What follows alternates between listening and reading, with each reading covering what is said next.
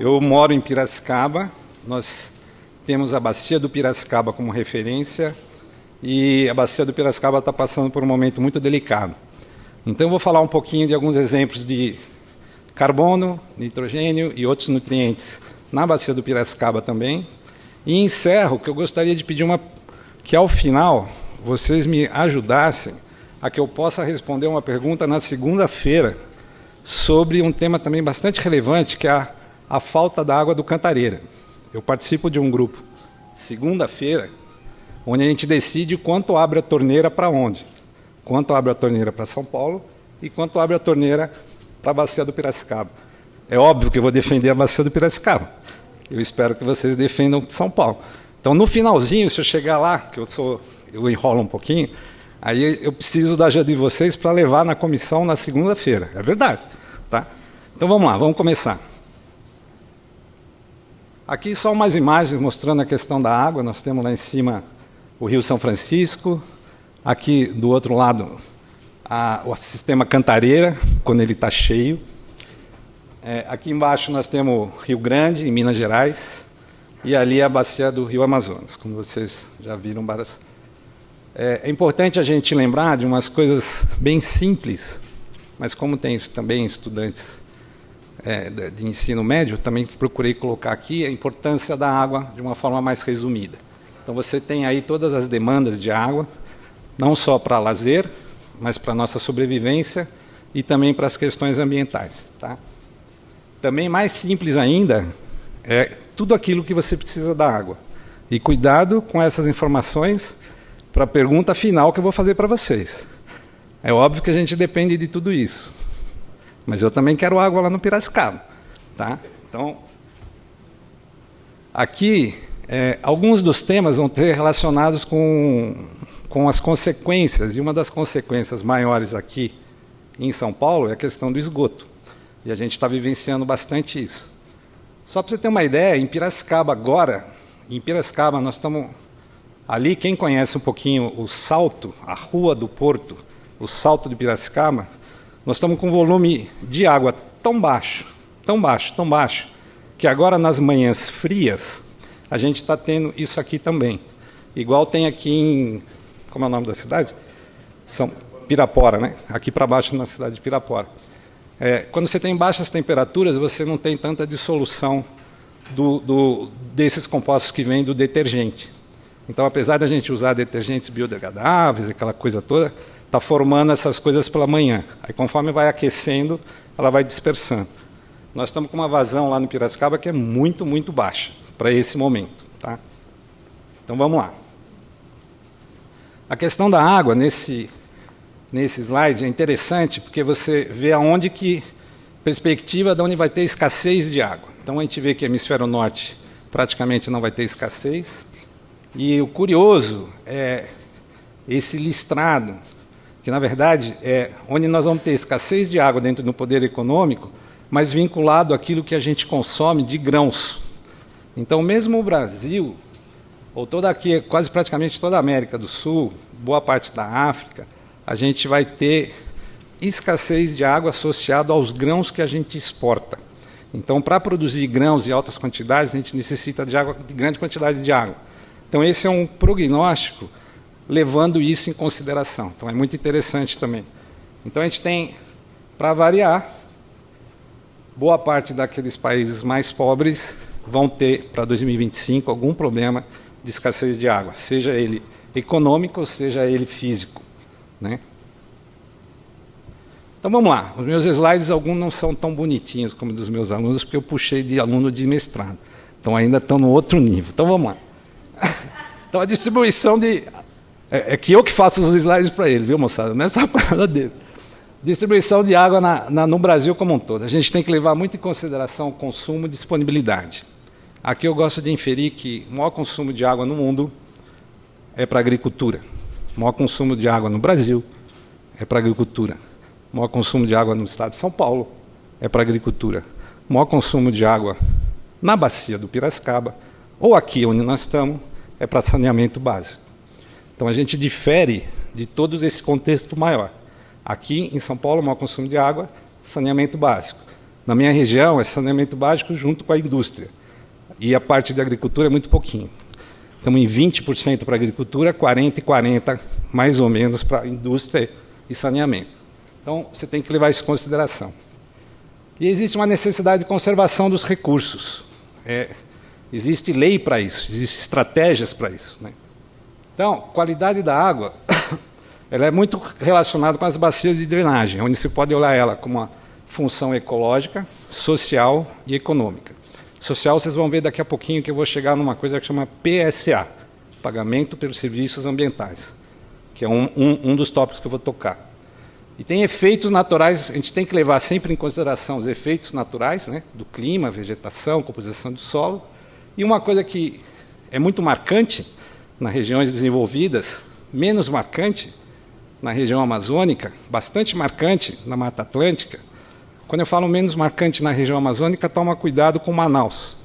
Manaus descarrega 100% do seu esgoto, desculpa, 100% não. Manaus não tem saneamento básico.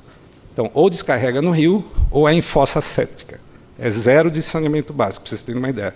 Belém é a mesma coisa. Então, em outros lugares também tem esse tipo de problema. Quando você faz uso de ocupação de solo com retirada de vegetação, implantação de sistemas agropecuários, urbanização. Então, só uma imagem para o pessoal verificar. Então, você tem uma imagem bem legal, uma área que não tem tanto impacto, e você também pode ter uma imagem de um sistema agropecuário, que é só você olhar o que está acontecendo dentro do rio.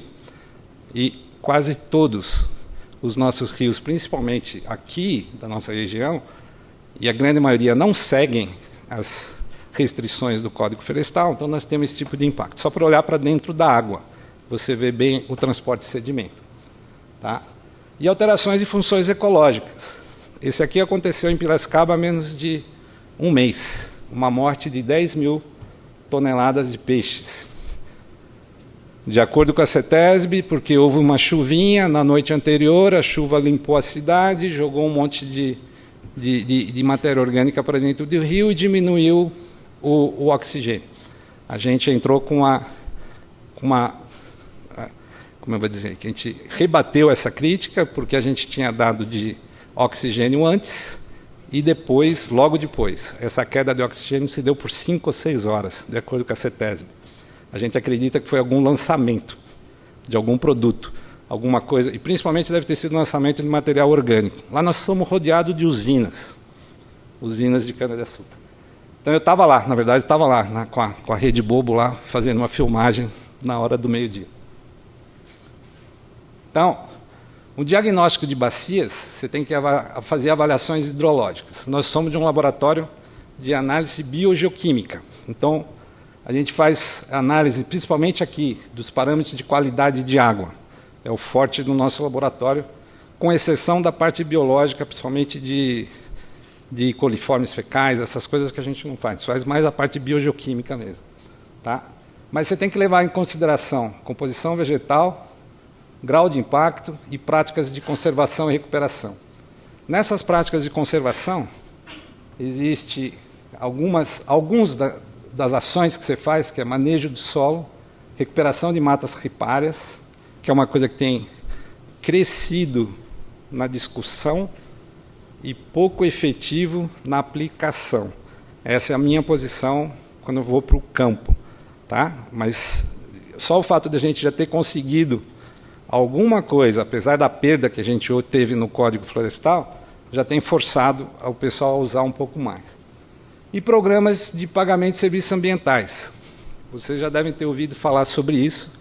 Não serviços ecossistemas, como falaram há pouco, que são serviços de ecossistema natural. Aqui é pagamento mesmo, e muito mais associado a recuperação ou conservação.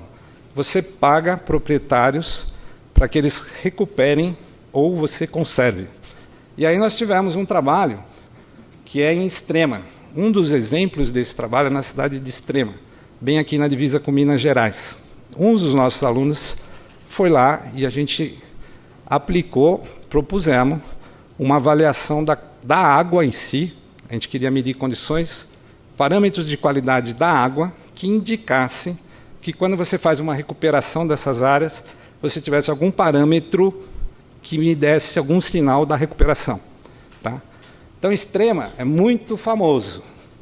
É um dos modelos de pagamento de serviços ambientais para a questão da água. Tá? É usado como exemplo pela ANA. Então, ele tem uma lei municipal, ele é bancado basicamente por um secretário do meio ambiente, o Paulinho, que ele está lá já há 3 gestões, e a prefeitura quem paga aos proprietários para que você recupere algumas áreas e veja e verifique se está melhorando as condições dos rios desse pequena microbacia. Então, ele tem uma localização estratégica. Hoje nós temos falta d'água. Desculpa, não temos falta d'água ainda, porque nós estamos usando a água do reservatório morto. Que depois, se vocês quiserem, a gente pode conversar. Eu entendo bem do que é aquele reservatório morto. Então, esses reservatórios que a gente está usando a água, uma parte dela vem de Extrema, que é o Rio Jaguari, lá em cima. São essas aqui as represas do Cantareira. E uma parte dela vem aqui de Extrema, uma parte da água que enche o maior reservatório. Vocês vão responder a última pergunta lá embaixo. O que eu devo fazer na segunda-feira? Tá? Então, o objetivo, agora entrando no meu tema, a gente tentou avaliar a qualidade de água, parâmetros de análise de qualidade de água, para saber se, ao longo do tempo, a implantação do programa, você pagar pessoas para recuperar, se está melhorando ou não a qualidade de água. Tá? E quais eram esses possíveis parâmetros? Parâmetros são esses. Tá? Então, a hipótese é que os parâmetros de qualidade de água avaliados na microbacia vão apresentar valores diferenciados e áreas ocupadas por sistema agropecuários, vocês vão ver que ele é todinho de pasto, áreas florestadas, tem duas pequenas reservas florestais, não dá para dizer que é natural, mas são antigas, e as áreas, florestadas é o que é plantado, e as áreas remanescentes, que são essas naturais. A mais antiga que tem lá são 7 anos só. Tá? Vou passar rapidinho no mapa. Estados de Minas Gerais, quase aqui na divisa com São Paulo, e é uma microbacia bem pequenininha. Ele tem 1.200 hectares, são 100 propriedades, muita área de pastagem, e boa parte desses espaços estão degradados. A gente coletou em vários pontos ao longo dessa microbacia, e o projeto, o primeiro dele é isolar o rio. É muito curioso. A gente discute aqui Código Florestal, quando na prática o produtor pequeno aqui, ele fala para você assim, não, eu deixo você preservar o rio, mas só 5 metros de cada lado. Tá bom? Para nós que estamos ali efetivamente fazendo, tá bom, é o que dá para fazer. Então, eu vou mostrar umas cercas a 5 metros. A ideia é, aos pouquinhos, fazendo ele se adequar ao Código Florestal aos poucos, porque eles nem têm tanta área nesse caso aqui. Né? Então, reflorestar áreas prioritárias. O que é área prioritária? A área prioritária é o rio que já está degradado lá, cheio de eucalipto, ou a nascente? É óbvio que é a nascente. Então, a gente refloresta primeiro as áreas prioritárias. Compensar os produtores pelo serviço prestado. E o plantio mais antigo, que tem lá de 7 anos. Então, aqui é só algumas imagens. Vamos passar algumas imagens sobre esse projeto. Então, a gente pega a amostra para fazer DBO, demanda biológica, bioquímica de oxigênio. A gente pega amostras para fazer análises químicas, que eu vou mostrar os dados de nitrato, amônia, carbono orgânico dissolvido, que o nosso tema é carbono, nitrogênio e nutrientes. Né? Então, tem algumas imagens de coleta, são córregos ou lâminas d'água bastante degradados. Isso aqui, para você ter uma ideia, nós estamos próximo a uma nascente. É lindo, maravilhoso. Do outro lado da serra, do outro lado desses, como é que chama isso aqui? Dessas araucárias, do outro lado é Campo de Jordão, do lado de cá é Monte Verde. Lugar maravilhoso, paradisíaco, mas todinho com pasto. Pouquíssima área preservada, apesar de vocês verem alguns. Isso aqui é tudo plantio mais de eucalipto, pinos e araucária. Né? Então, só algumas imagens. Só para você ter uma ideia, esse aqui é uma área que foi reflorestada, que está com 2 anos só. Então, pode ver que As próprias árvores ainda estão um pouquinho desenvolvidas. Mas é uma das áreas, para você ter uma ideia. Então, vou passar uma série de imagens. Aqui já é um pouquinho maior, que é a área que a gente tem lá de remanescente florestal mais antigo. E sempre com um pequeno córrego a gente monitorando. Eles têm lá um programa, nesse momento eles compraram uma terra dentro desse lugar, vão montar um laboratório, vão montar uma organização para que isso se perpetue, né? Os córregos, a área lá também é bastante pedregosa, tá? Aqui, conversando com o senhor, a gente fazendo coleta, eles falam que a água é linda e maravilhosa, que é a água que ele bebe, algum remanescente florestal, córregos muito pequenos, novamente, tem uma série grande de... Mas aqui você pode ver bastante interferência de eucalipto, muita gramínea, e começa a aparecer as cercas, muitas vezes com 5 metros ou com 10 metros. Aqui também córregos muito pequenos. A gente fez medidas durante 2 anos. De vez em quando tem algum agricultor que não entrou no programa, e aí não tem como você cercar e tirar o boi dele, porque ele não está dentro do programa, ele não quis entrar dentro do programa. Então aí ele atrapalha a nossa medida. Mas você vê que, mesmo sendo um modelo no Brasil, a interferência bastante grande das gramíneas, você tem algumas vezes a cerca nem é muito adequada, você já tem mais na parte final, e deixa eu passar rapidinho. Aqui é quando ele já deságua no rio Jaguari, que está aqui atrás, ele desce aqui atrás, um rio pequeno porte, mas que abastece lá a represa do Cantareira. Tá? E cheguei no que a gente tem que falar. Os parâmetros simples e rápidos, relativamente rápidos, e que já dá uma caracterização sobre os impactos, são muito simples. O primeiro dele é a condutividade elétrica, o próprio pH. Nós temos muitas nascentes com valores de pH ácidos. As nossas nascentes são ácidos. Nosso solo é ácido. Então, nós temos valores de pH característicos de nascentes. Então, quanto mais próximo do valor característico, a gente diz que ele está mais preservado. Condutividade elétrica, alguns outros parâmetros bastante comuns. E aqui entra a série do carbono, o de nitrogênio, que é tema da nossa discussão aqui. Então, a gente conseguiu fazer uma boa correlação entre a área de drenagem com a pluviosidade, relacionando a porcentagem de vegetação de drenagem, ou seja, áreas que tenham mais vegetação, contra o carbono orgânico dissolvido, por exemplo. E você encontra boas correlações, tanto para o período seco quanto chuvoso, e a gente pode inferir, no final, qual das áreas que estão sendo replantadas, depois de quantos anos, nós temos áreas com 7 anos, com 4 anos, 2 anos, você já obtém algum resultado de parâmetros de qualidade de água muito voltados à condutividade elétrica e carbono orgânico e inorgânico dissolvido, principalmente, que indiquem que ele está voltando para a sua condição mais limpo, vamos dizer assim.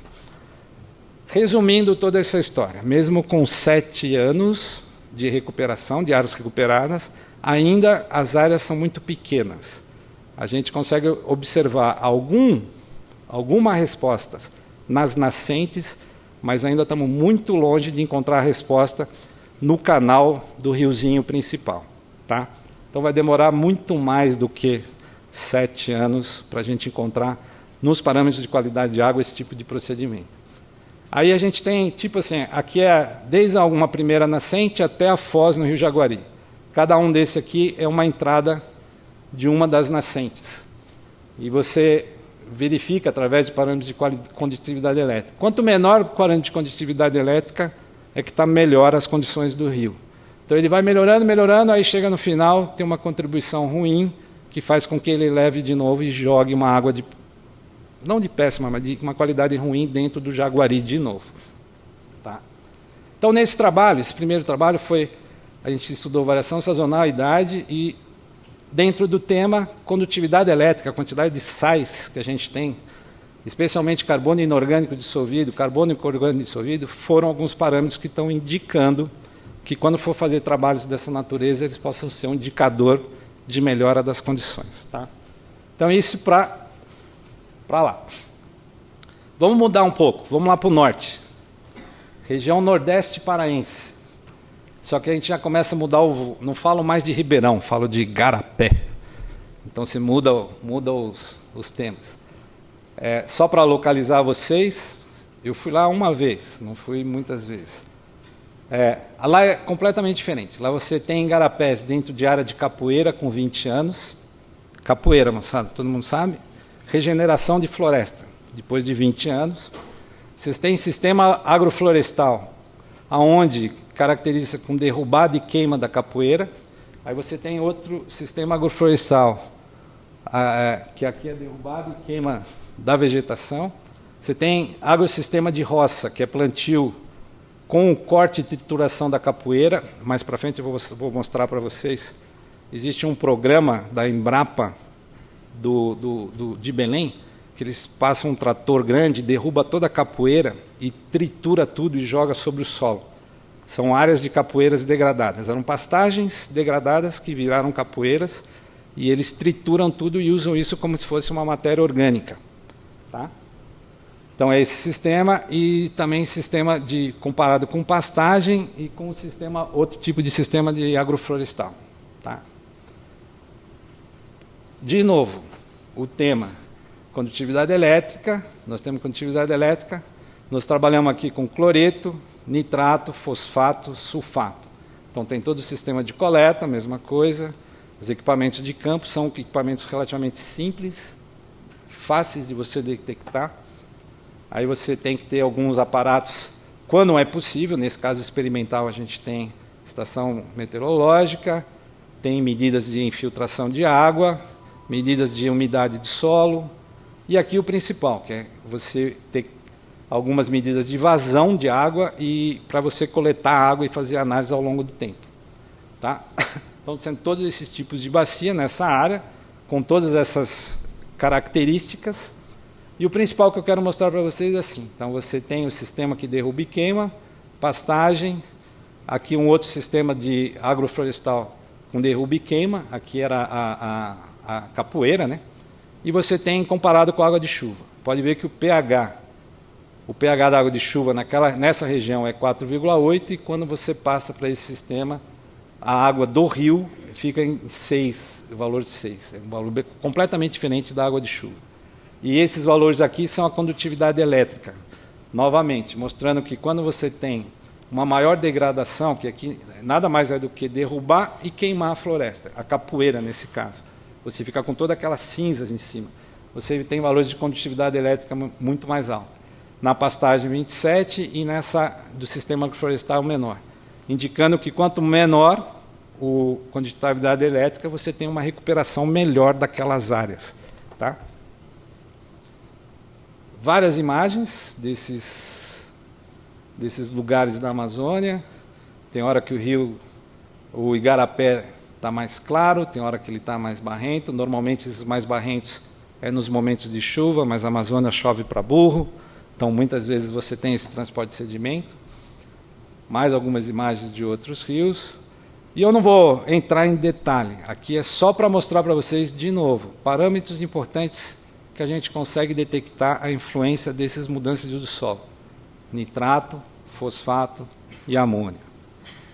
A gente consegue separar a influência desses diferentes tipos de uso e manejo através desses parâmetros, associado com pH, temperatura, mas principalmente aqui a condutividade elétrica.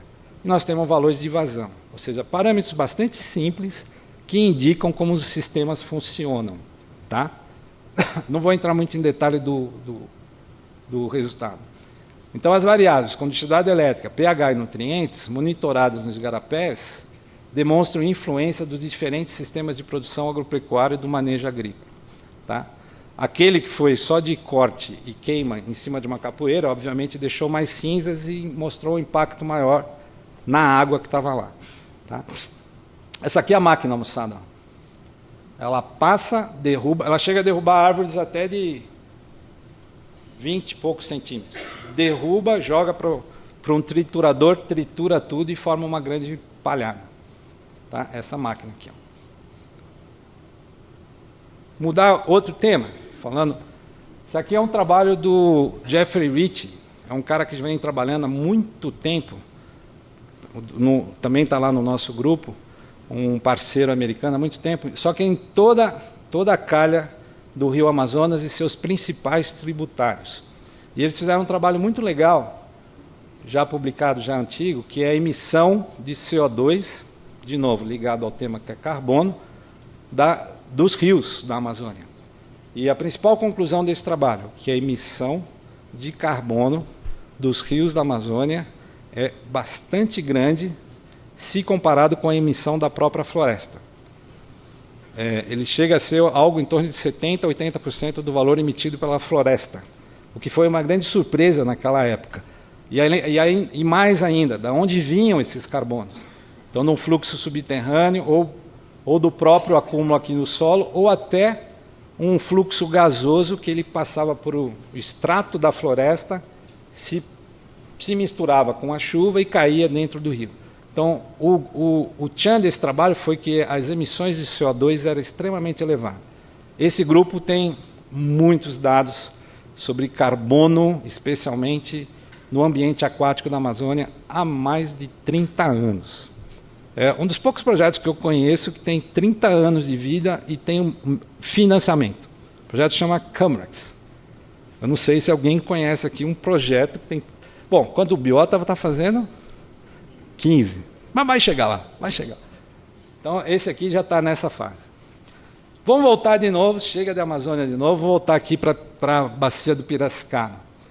Há um tempo atrás, algo em torno de 15 anos atrás, houve um projeto chamado Piracena, que a gente trabalhou bastante na bacia do Piracicaba, que é essa aqui, moça. São Paulo está para cá, sim.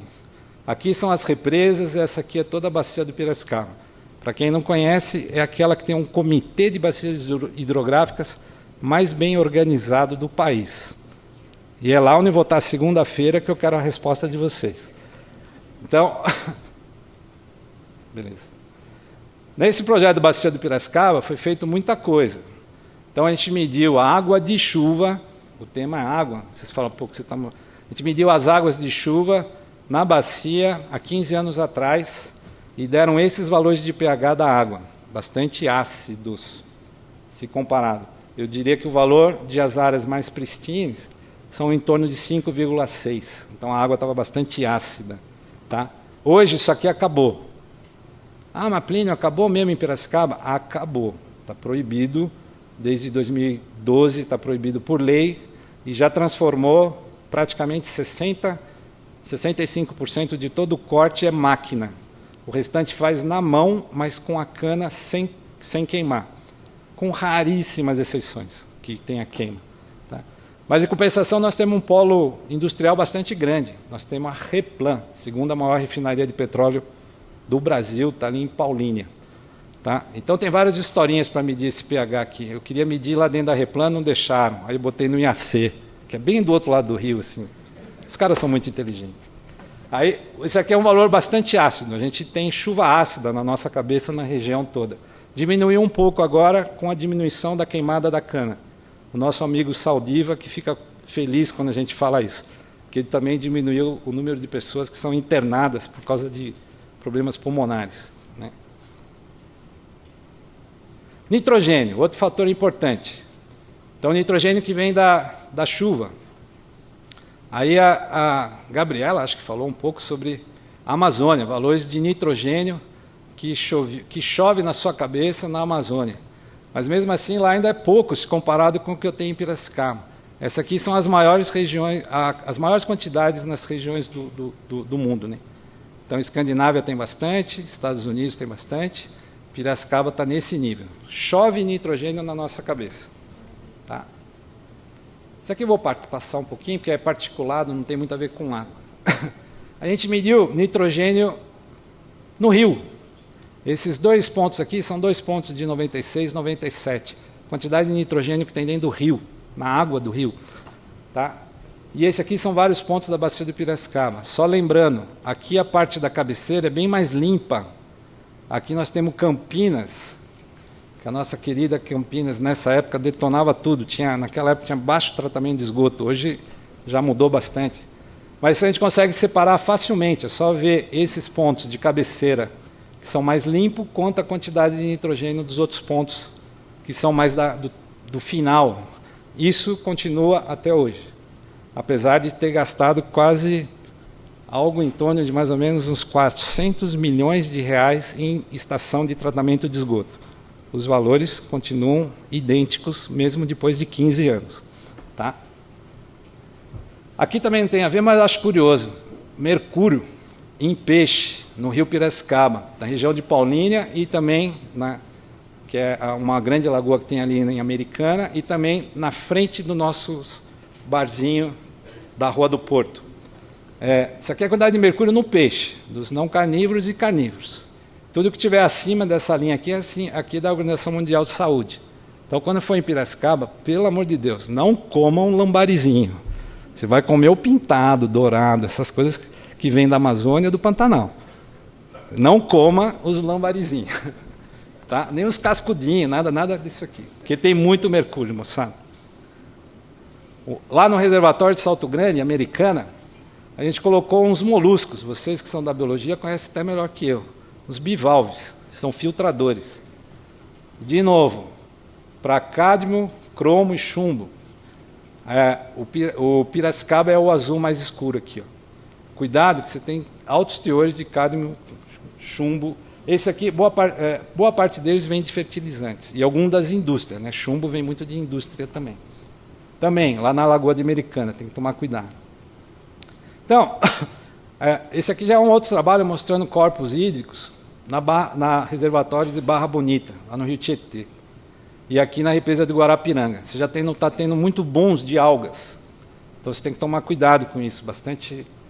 E recentemente nós tivemos esses bons de água na represa do Cantareira. Aqui não foi muito comentado. Nas nossas represas de melhores águas do estado de São Paulo, teve boom de alga.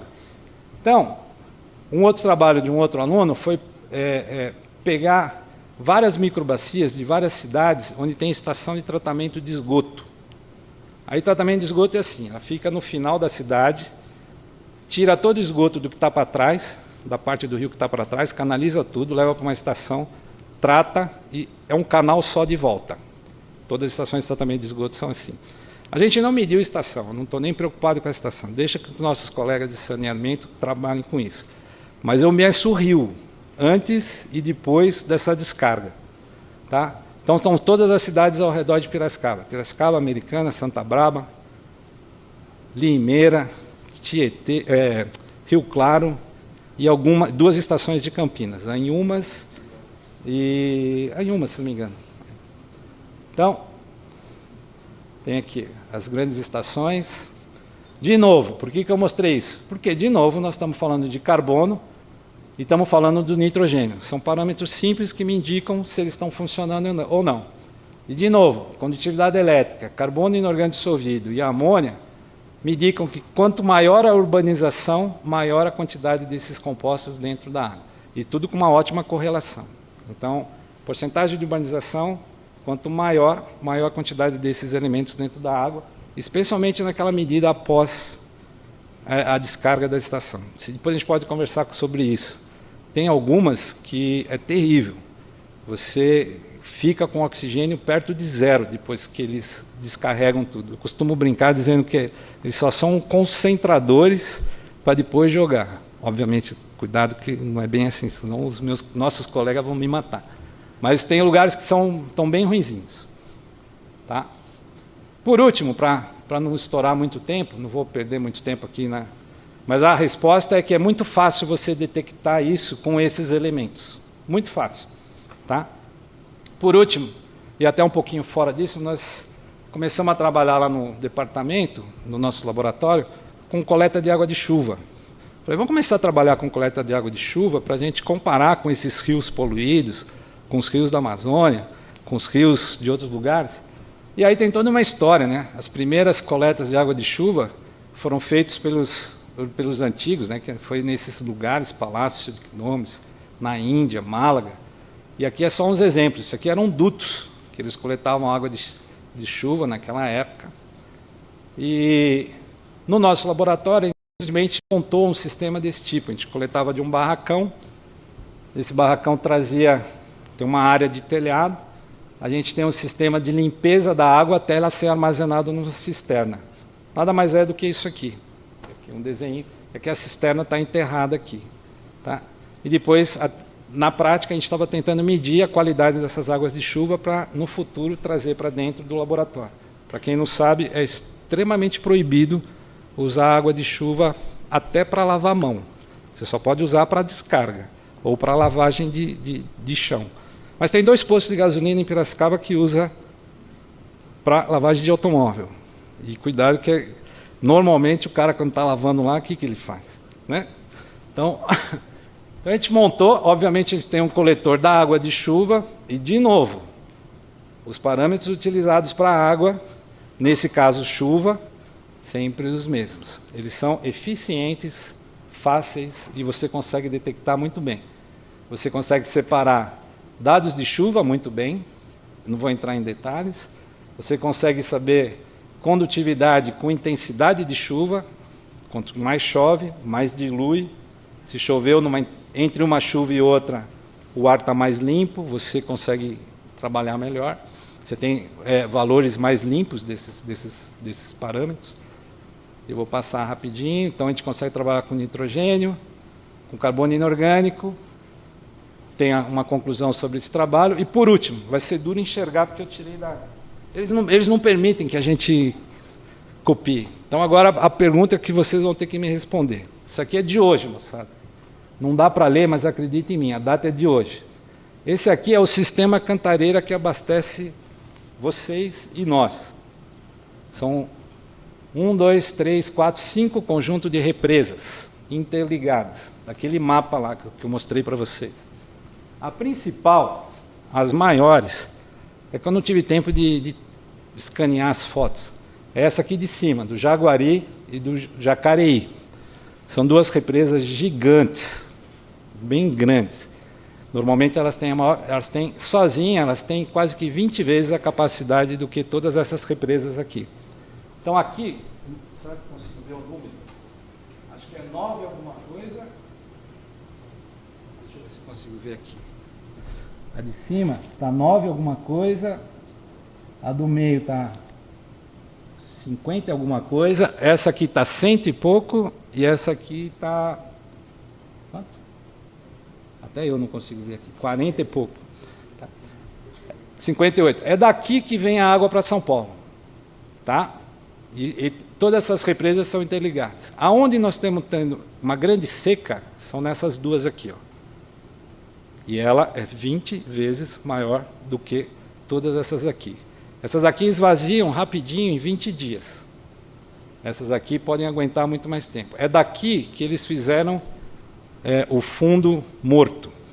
Porque ela baixou tanto, que as águas ficaram represadas em pequenas represas, e eles abriram canais e trouxeram para cá. Só para vocês terem uma ideia, no dia 30 de dezembro, a última reunião nossa é na barragem.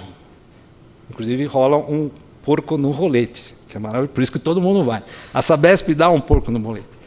E aí, nessa barragem, ela estava muito baixa, dia 30 de dezembro. Era para ela estar, no mínimo, com 50 e poucos por cento, no mínimo, nos anos ruins, com 56%. Depois ela enche em janeiro e vai para...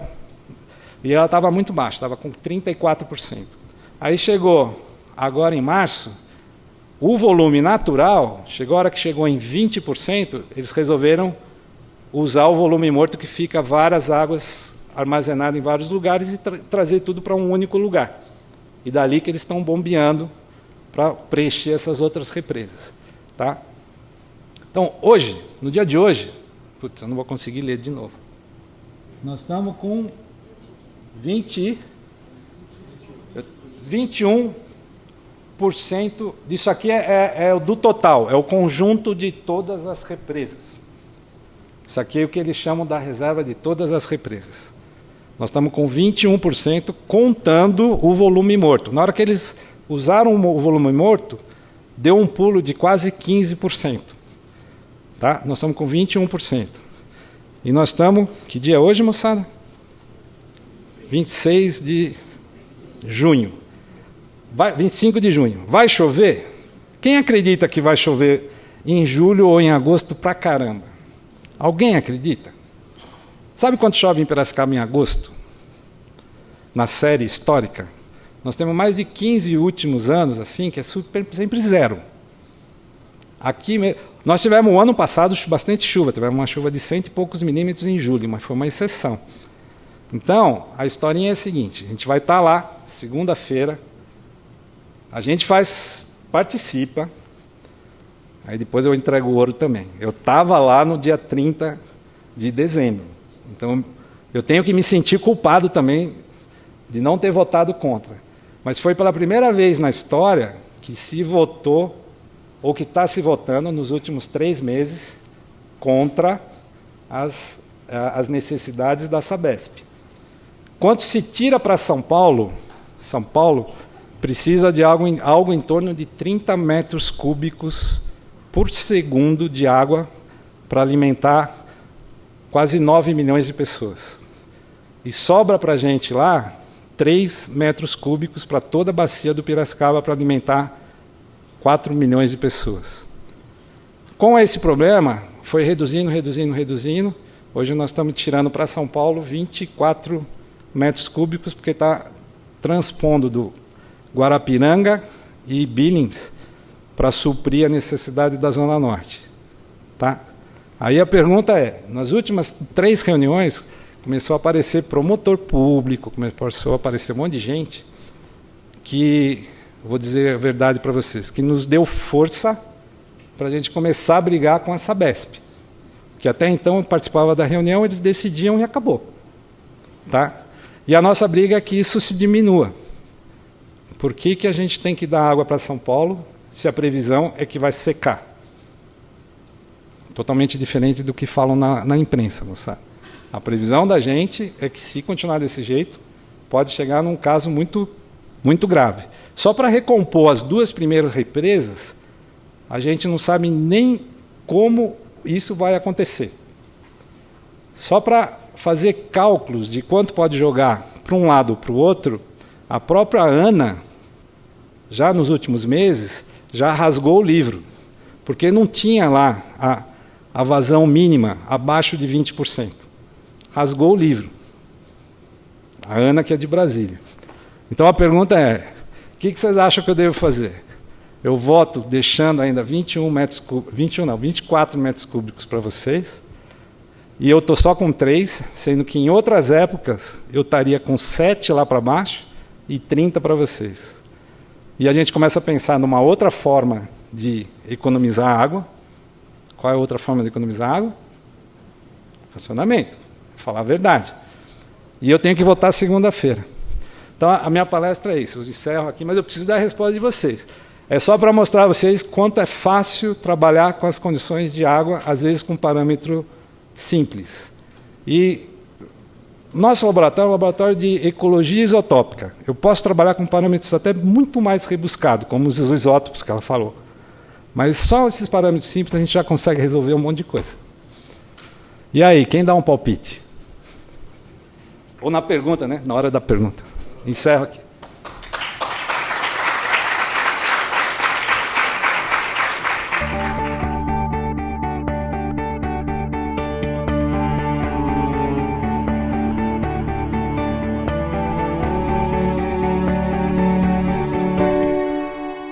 Eu vou me arriscar, porque eu não sou professor, então...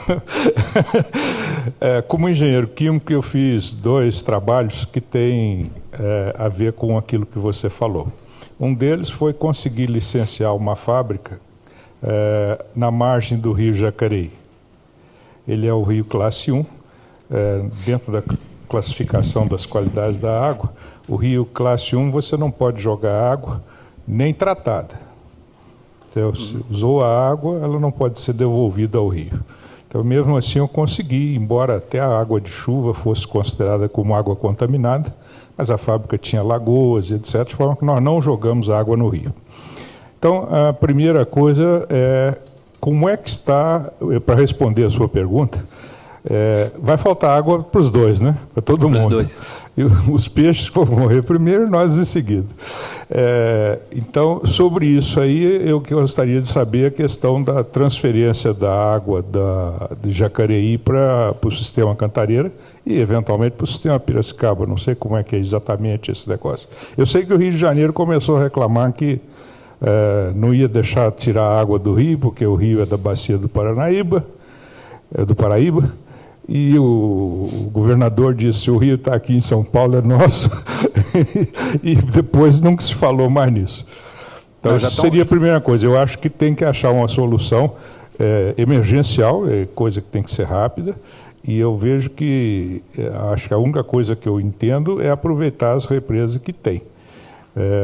A represa de Paraibuna é grande, e ainda passei lá outro dia, estava ainda com bastante água, mas não sei se ela tem condições de alimentar a água para qualquer bacia, seja para uma, seja para outra. Mas do Jacareí, acho que é um negócio que tinha que ser feito.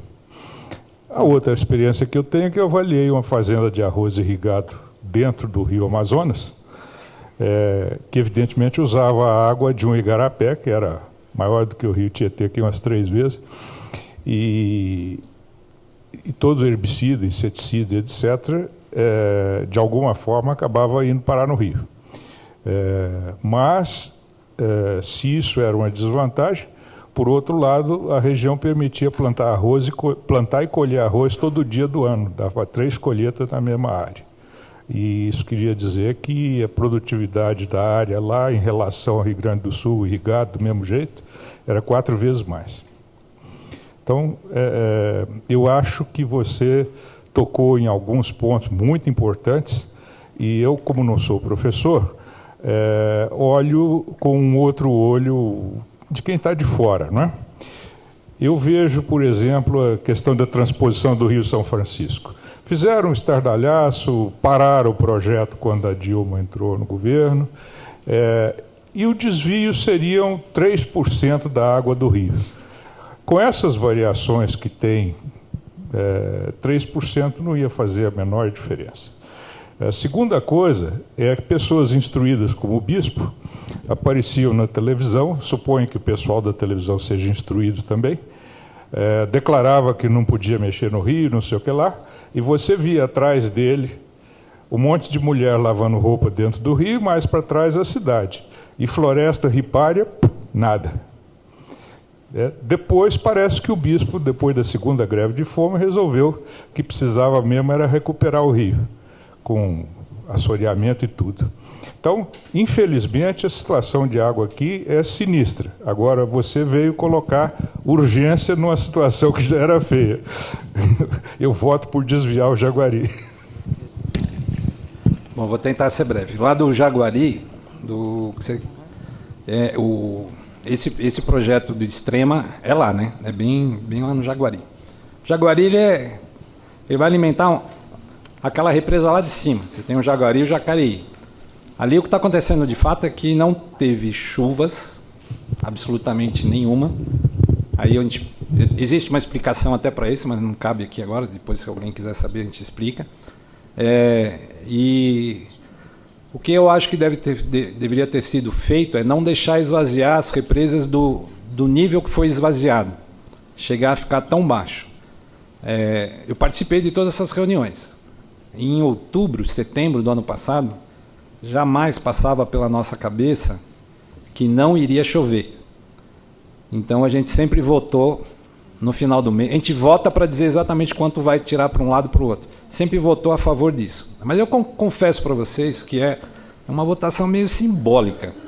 Já vem uma coisa meio pronta da ANA, Brasília, e a Sabesp e mais uma turma grande votam pesado com isso. Mas, mesmo eu, naquela época, não vou dizer que eu não votaria contra. Como solucionar é parar de reverter essa água. E como solucionar São Paulo é fazer, no meu ponto de vista, é fazer racionamento e fazer bombeamento do Guarapiranga e Billings, que também estão com afloramentos de cianobactérias. Tem que tomar cuidado.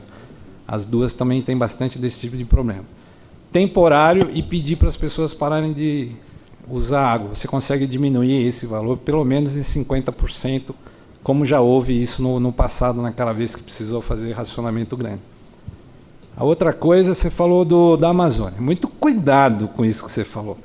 Plantar arroz na Amazônia, 3 safras por ano, eu sei muito bem. Santarém a gente consegue plantar milho, arroz, arroz, milho, soja e milheto. E lá até sem colocar muito, ou melhor, coloca, porque é tudo transgênico, você coloca tudo o glifosato. O que está acontecendo é que os igarapés estão começando a ficar contaminados. Do lado você tem a cidade de Santarém. Santarém maltrata a água para servir para a população. Se todo mundo começar a fazer isso, vai ter tanto glifosato naquela água que você vai começar a beber glifosato lá. E Manaus é o melhor exemplo disso. Toda a frente de Manaus, apesar de você ter um rio de 18 quilômetros, ele já está bastante contaminado naquela frente de Manaus. E eu posso emendar uma outra ação. Cada vez que você tem um plantio de arroz, milho ou milheto, você aplica nitrogênio como fertilizante. Eu consigo pegar o nitrogênio, no trabalho junto com elas, quase que 8 ou 10 quilômetros dentro da floresta. O nitrogênio que é aplicado a 10 quilômetros lá do outro lado para o plantio de milho. Ele quase que multiplica por 10 o nitrogênio que chove dentro da floresta. Então eu estou mudando a floresta. Eu estou jogando 10 vezes mais nitrogênio numa floresta que vem do nitrogênio lá de fora. Enquanto ainda é começo pequeno, tudo bem, mas vai ficar grande. A gente conhece bem essas coisas em Rondônia, conhece bem essas coisas no norte do Mato Grosso. Então, cuidado que se continuar nessa linha, o impacto vem. Tem que tomar cuidado. Boa tarde, meu nome é Franco, sou meteorologista do INMET. E queria perguntar a respeito da transposição de águas do Vale do Ribeira, que não está enfrentando esse déficit hídrico. Tem muita gente criticando. Era outra pergunta dele. Exatamente, sobre essa transposição de água do Vale do Ribeira, que também é uma das regiões mais conservadas em termos de Mata Atlântica e tudo mais. Do governo, que eu estou sabendo, que eu participo um pouco, não participo tanto não sou do CONDEMA, essas coisas não. O que eu estou sabendo é que, primeiro, a do Paraíba já está em construção. Em construção emergencial. Então vai haver um duto do Paraíba, sim, já está construindo, para fazer uma alimentação aqui para... Eu não sei qual dessas represas aqui que vai chegar o duto do Paraíba. Os 2 lugares que se pensou para buscar água para atender São Paulo é o Vale do Ribeira, está inundado lá agora. É só você ir para o Paraná. Paraná tem um monte de cidade embaixo d'água. Você pode buscar de lá ou de Barra Bonita. Parece que o Vale do Ribeira é o que vai ganhar mais força para buscar água. Então você vai ter um canal, um tubo com tubulação, na verdade não é canal. E isso é o que eu escuto a nível de governo, a nível do que eles estão pretendendo fazer. Existe uma previsão de fazer uma barragem em Santa Maria da Serra, lá perto da gente, do lado da casa dela. E aí a gente briga completamente contra. Se for dali em Santa Maria, diminui ainda 20 e poucos quilômetros de buscar em Barra Bonita. Pode ser que São Paulo vá buscar água lá em Santa Maria, se fizer essa construção. Só que se fizer essa construção vai dar um tiro no pé, porque nós temos um rio totalmente eutrofizado, vamos dizer. Só que ele é rio. A hora que você botar uma barragem lá na frente, vai eutrofizar tudo. Vai ficar que nem aquela barragem que eu mostrei para vocês. A menina colocando o bivalve lá, que na verdade é um mar de aguapé, de Campinas ali em Americana. Então, não vai resolver muito por enquanto. Então, existe sim, eu não sei responder certinho, mas uma das propostas do governo é ir buscar no Vale do Ribeira. Mas também existe muita contestação a respeito dos danos ecológicos, principalmente porque é uma região que tem um... Sim, eu sou contra. A minha posição é ser contra. Mas a água tem que vir de algum lugar. Se fosse para escolher um dos 2, eu buscaria em Santa Maria. Santa Maria não, é Barra Bonita. E você que lida diretamente com essa questão, você sabe se tem alguma atitude do governo para, sei lá, desonerar alguns sistemas de coleta de água pluvial, mesmo que seja para água de reuso, não sei se de repente pode ser usado, mas a gente não escuta falar do governo, desoneração, sei lá, IPTU de alguém que use água, que utilize água de reuso, reuso, parece que não querem chuva, pagar por isso, né? coisa mais difícil que a gente encontra é dinheiro para recuperação de mananciais. A minha briga dentro do comitê é outra. Eu conheço um pouco do pessoal do saneamento. Na verdade, desculpa, eu sou muito sincero. O pessoal do saneamento está concentrado em São Carlos, lá na faculdade da USP. E é um pessoal bem mais velho, bem mais antigo, que deixou uma geração e eles concentram muito, os engenheiros concentram muito no tratamento de esgoto. O que eu vejo na realidade, o que ela conhece também, que ela mora lá dentro, não é só isso que vai resolver. Para o interior e afora, ou para outros lugares, você vê que o que está acontecendo é falta de proteção dos mananciais. E eu prego muito que se a gente proteger os mananciais, pelo menos a gente investir 50% do recurso arrecadado, a gente vai ter um resultado melhor do que só saneamento. Não sei se você me entendeu. Então a gente tem que investir nos dois lados em paralelo. Cada vez que eu vou numa usina coletar, é uma desgraça. Não tem uma usina que eu vou coletar que é certinha. Eles destroem. É mais fácil passar o trator em cima da nascente, plantar cana, do que se recuperar a nascente. Entendeu? Então, a gente deveria fazer esse programa, então programa de reuso, programa de água de chuva, programa de recuperação de mananciais. E o melhor exemplo que a gente tem nisso é Nova York. Nova York, esses PSAs é o que dá água para a cidade de Nova York inteirinha. Inteirinha. Nova York ou tira do mar ou tira de PSA. Ele faz programas de PSA. Pagamento de serviços ambientais. É por isso também que a gente está há 10 anos brigando para fazer o tombamento da Mantiqueira, nas áreas mais altas da Mantiqueira, justamente para proteger as nascentes, que não vai resolver esse problema imediato, mas vai prevenir que ele volte a acontecer num futuro próximo, né? E é nesse sentido que eu queria te fazer uma pergunta, Plínio. Eu sei que o objetivo do trabalho que vocês estavam realizando em Extrema era mais sobre a qualidade da água do que sobre quantidade, mas nesse período de monitoramento que vocês, eu não sei, acho que são... Do PSA? Do PSA, lá de Extrema.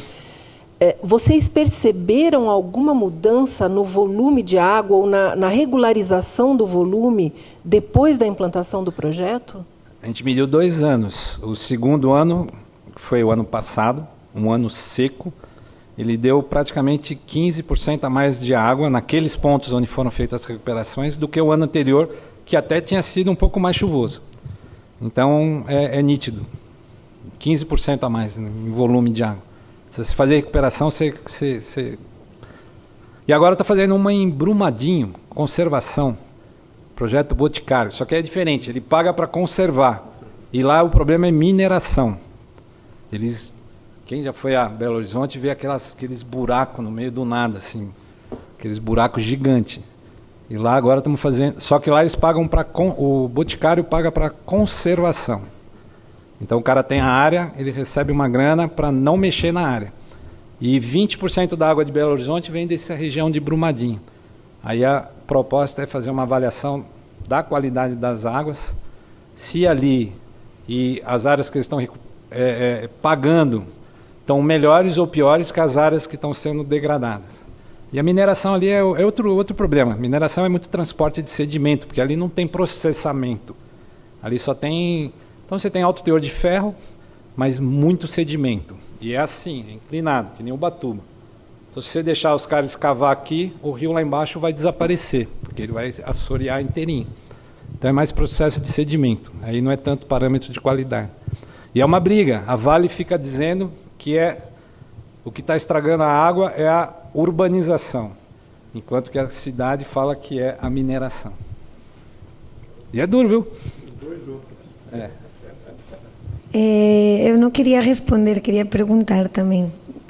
Para você que trabalha com qualidade de água, o que significa essa água do reservatório morto do ponto de vista da qualidade? Porque a gente ouve milhões de opiniões, que não sei se são opiniões ou é com um embasamento, assim. E também do ponto da qualidade de água, se faz isso num sentido que essa água da chuva só dá para utilizar para regar, sei lá, para limpar o chão e descarga.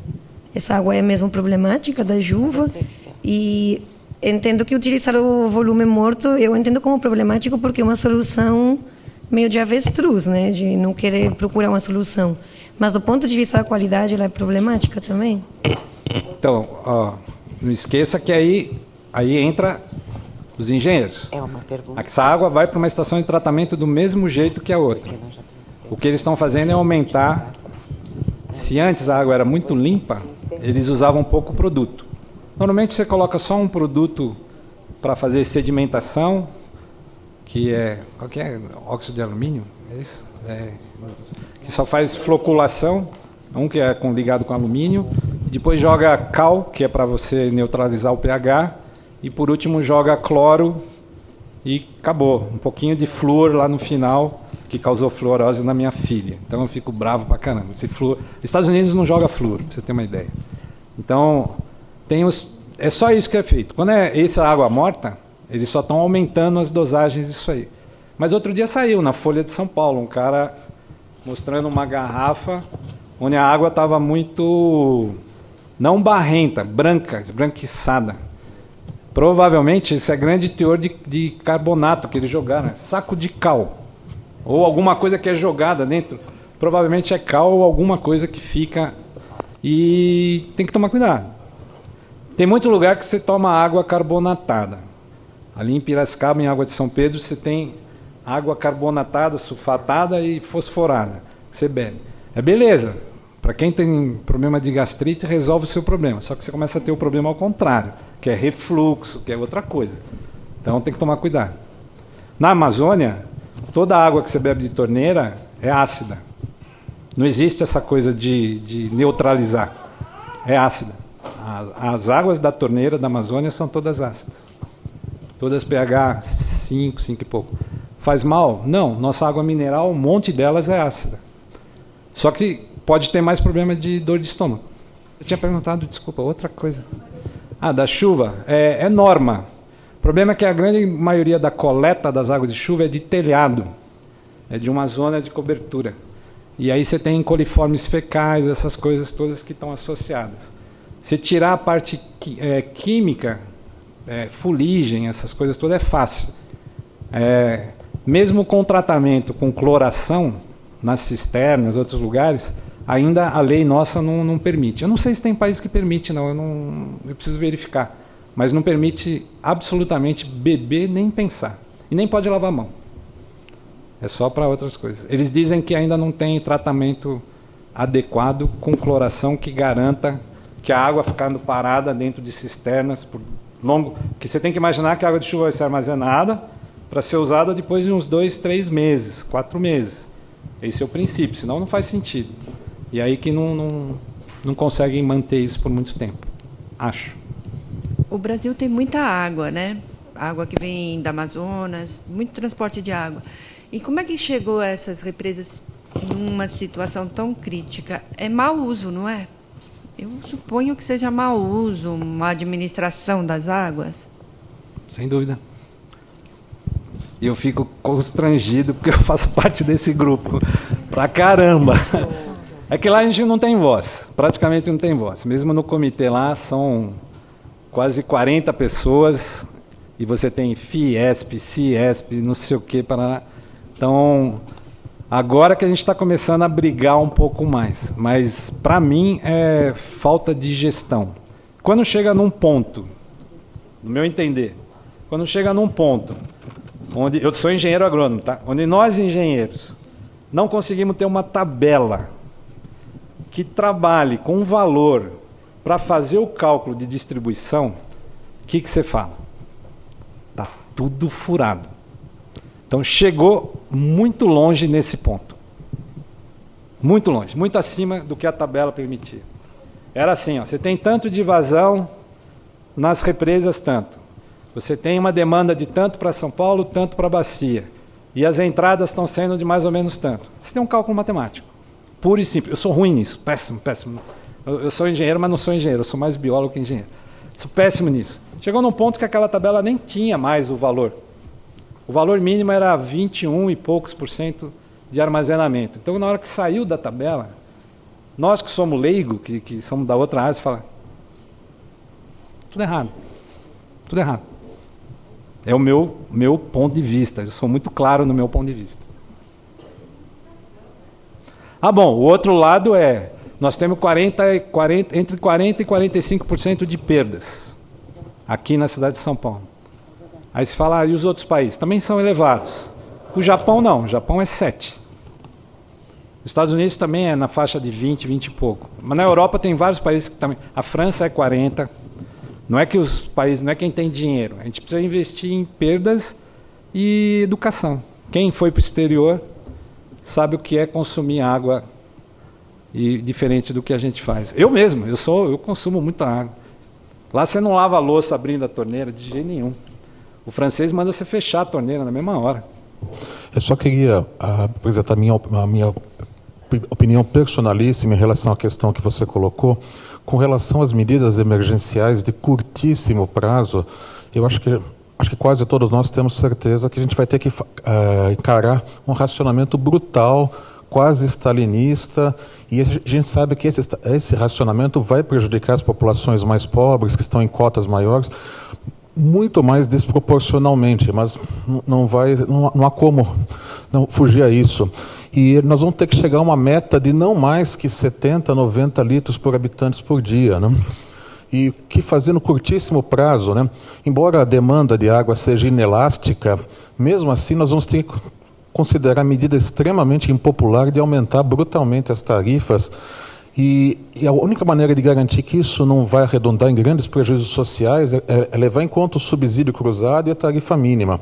E vamos ter que também pensar em indenizar atividades com uso intensivo de água, mas tudo isso mais que emergencialmente. Essa é só a minha opinião personalíssima. Eu concordo com todas as suas opiniões. Viu? E o que eu faço lá segunda-feira, caramba? Eu voto, vai vir, eles vão querer manter os 24. A gente está propondo diminuir para 21. Quer dizer, eles vão ter que dar um jeito de buscar de outro lugar. E tem os radical. Fala, para tudo.